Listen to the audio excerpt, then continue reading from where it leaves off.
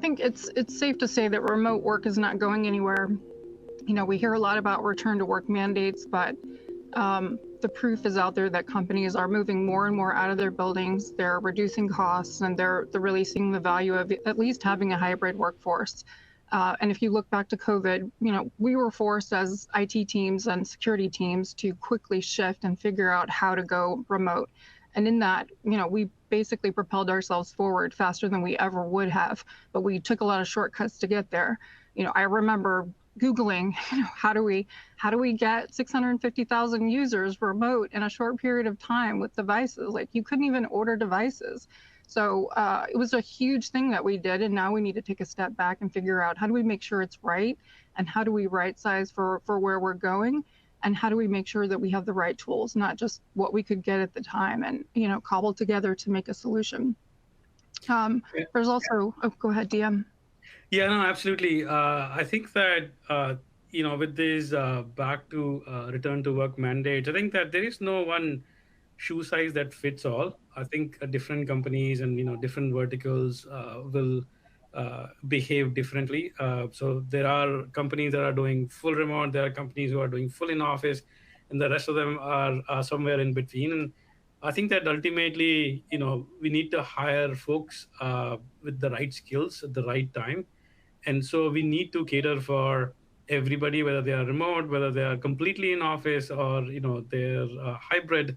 We need to build sort of tools that can cater for all kinds of employees out there or contractors out there. It's a really good point, because the drag on our IT help desk and our IT teams is more than ever. In fact, it's trending up to 47% turnover in IT teams because of that excessive workload and just the extra strain. So we need to talk about how we do that. Let's see. We also, we have quite a few changes coming down through the government that hits big companies. So SEC is now requiring boards to be more responsible for cybersecurity, and public companies also. So that's going to trickle down to the rest of us who are not required at that level, but also are part of the food chain for those bigger companies. Right. I think that, the generational and technological shift, I think all the remote workers or users are essentially used to of newer tools, in their personal life. And I think that they expect that sort of experience even with the enterprise tools. And I think you mentioned, let's say, Chat GPT. I think many companies are banning Chat GPT, but then there is definitely a lot of advantage if the workers were to use Chat GPT. But I think we need to build tools where we can use these tools seamlessly from any browser, from any device, but be able to protect data. So, if people are putting, let's say, company secrets into ChatGPT, or getting some fake data out of ChatGPT, putting into the applications. So we need to provide checks and balances. Since Swine.io platform, we provide controls of what data you can copy, what you can paste, what you can upload, download. So we basically need to provide these tools to make the users productive, but at the same time have the checks and balances for them to be able to take advantage of all the modern tools. Yeah, I think that's a really good key call out, because right now, as a security person, I have almost zero visibility unless I buy a really expensive tool for data loss, or just even observability. I really don't have that, and even big companies are kind of not really wanting to prioritize that in their spend. They're looking at, what are the other really important security tools that I need to put in place. So being able to get that without spending a ton of money is pretty important. So I always tell the story of, like, every IT and security person I've met in the last 25 years has a great story about some user.